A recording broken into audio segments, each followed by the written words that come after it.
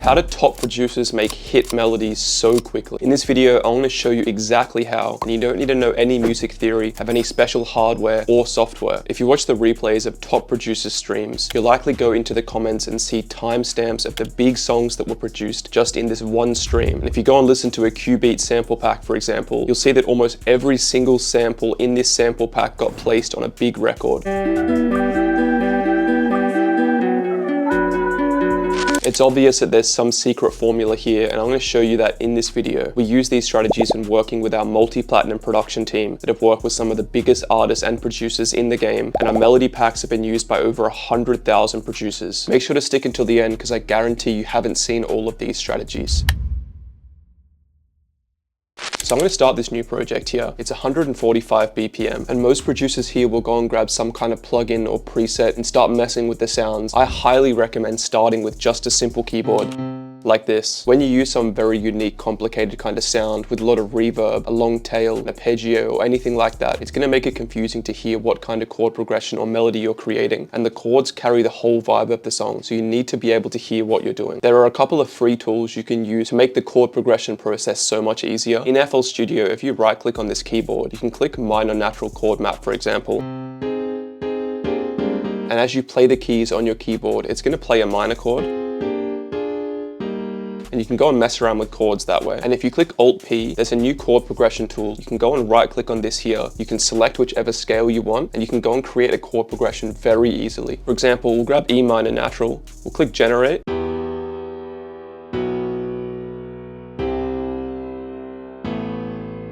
And that's one very quick way to create a chord progression. The other way is to manually create a chord progression. You can go and do this with your music theory knowledge, but if you're like me and you don't really know the scales off by heart, you can click View, Scale Highlighting, and select whichever scale you want. If you're looking for a bit more of a dark sound, I definitely recommend going and choosing something like minor natural. And then the notes showing up in the background are the notes in that scale. So you want to go and create a chord progression using that scale. To create a chord progression manually, I'm going to go and start by placing down some root notes.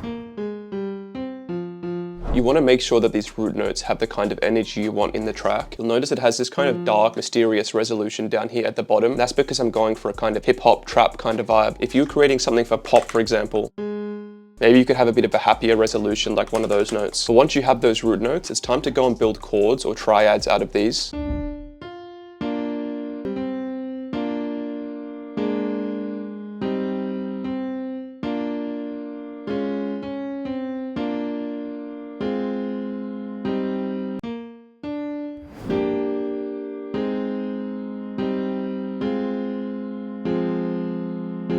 When you have this chord progression, if you're not quite happy with it or you want to spice it up, there's a couple ways to do it. The first way is using the slice tool, just to go and slice up a chord.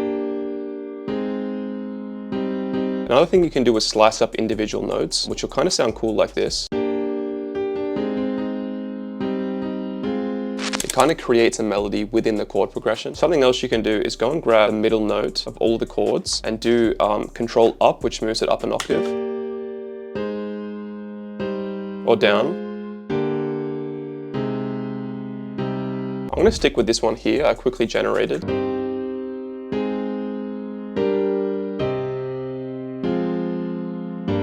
If you want to make something a little bit more uplifting, go into scale highlighting and go and pick a major scale. Let's just pick C major, for example. We have this kind of happy chord progression here.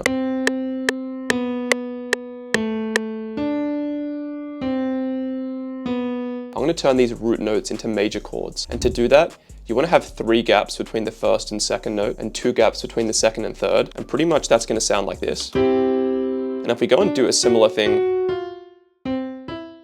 for everything,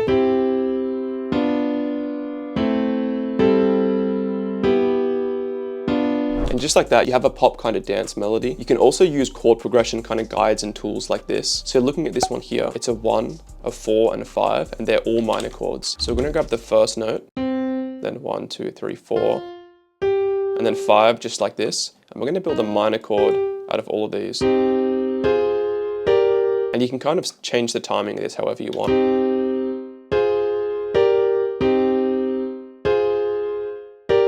But by learning the Roman numeral chord notation, you can go and dissect top songs, have a look at what chord progression they use, and go and get the exact same vibe without copying the chord progression, because you can change whichever scale you're in, go and transpose this up and down, and make this completely your own. You can't copyright chord progressions, and the same chord progressions have been used thousands of times. Now that you have the core of your melody, it's time to move into the second element, which is supporting melodies. The point of the supporting melody is to add more depth to your normal melody. This could be by adding another chord progression in the background on top of this chord progression, adding some notes that follow the scale, or adding some notes that hit right at the start of a chord progression, for example, which is going to add more depth and energy to each note. So to give you an example, I'm just going to open up a plugin here. For example, you can grab a wide pluck like this and go and add it on top. Make sure to click Alt-V to make sure that Ghost Notes is turned on.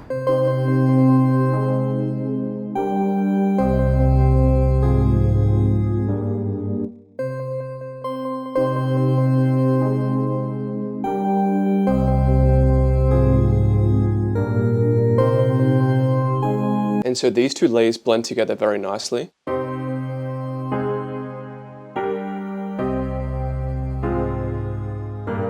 And you almost can't hear it in the background. And that's the whole point of the supporting melody, is to add more depth and more atmosphere to your chord progression. To add a bit of energy, I have this pad here,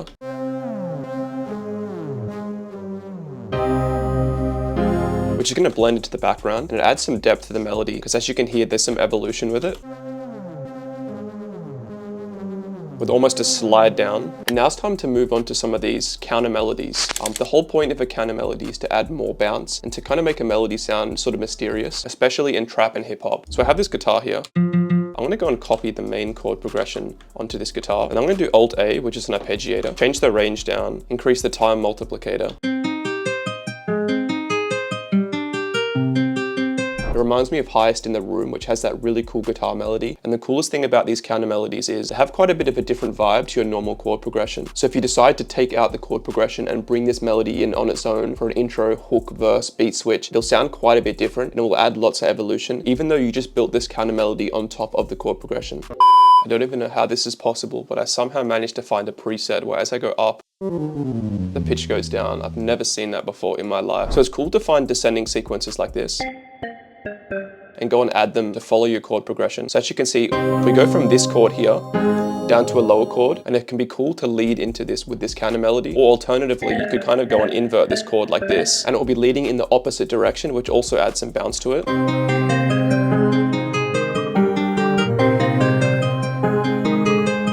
going to click Ctrl L to connect the notes together, and when I increase the octave, we have a slightly different sounding melody here.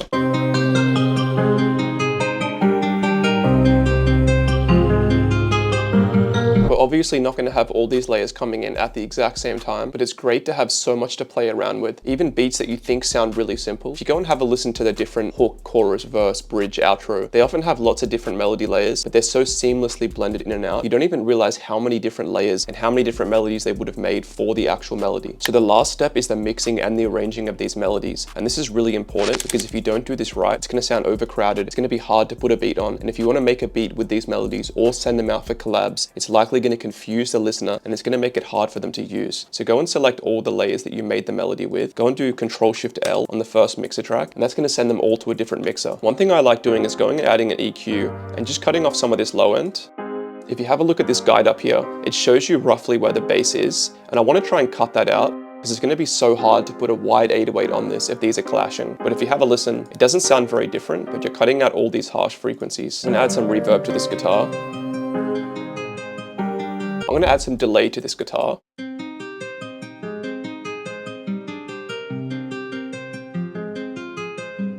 I tend to mix my melody layers fairly quiet, because when I go and add the beat to all these different mixer tracks, I like to have the volume of the beat quite a bit louder, and you have so much freedom to go and use any kind of mixing or maximizing plugin to boost the volume later. But if you were going to send this out for placements, you'd likely mix the volume a little bit louder. As you can see, this is hitting at about -9 decibels. If I was going to send this out for placements, for example, I'd grab a maximizer and I'd go and lower this threshold. And as you can see, the melody isn't clipping, but we're getting around -3 decibels, which is roughly where we want to be. If I was going to arrange this for a beat, I would right click on the pattern, I'd click S to split by channel, and I'll drag all of them in. I would delete this counter melody. I'll delete this synth here. And I'll delete the guitar. I'd also lower the octave of this guitar here, just for this one pattern. We have a new production tool coming out called the Music Mastery Suite. It has over 33,890 royalty-free samples and MIDI. You can get the free demo, which is over 4 gigabytes, and it's 100% royalty-free by clicking the link in the description. I'm just going to grab a drum loop out of that pack, so it sounds cool adding some evolution when the beat comes in. For example, we're taking this out and we're adding this guitar in, and that sounds really good when the drums come in.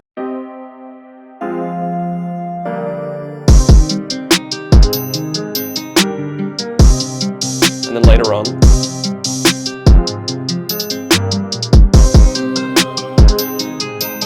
we bring in those extra layers. Now, if you want some bonus points, there's this really cool strategy. I'm just gonna grab these here. We just want that very first chord. I'm gonna go into the master, open up an Edison. You can use any kind of audio recorder. I'm gonna click record, and I'm gonna click play. And then I'm going to click stop on the record there. And we're going to have this, which is just the very first part of our melody hitting. What we can do with this is if we go here and we reverse this, we have this custom riser that we made, which on its own sounds like this. We can turn up the in, which is going to make it a bit more of a steeper riser, and also lower the volume. And this is what that sounds like.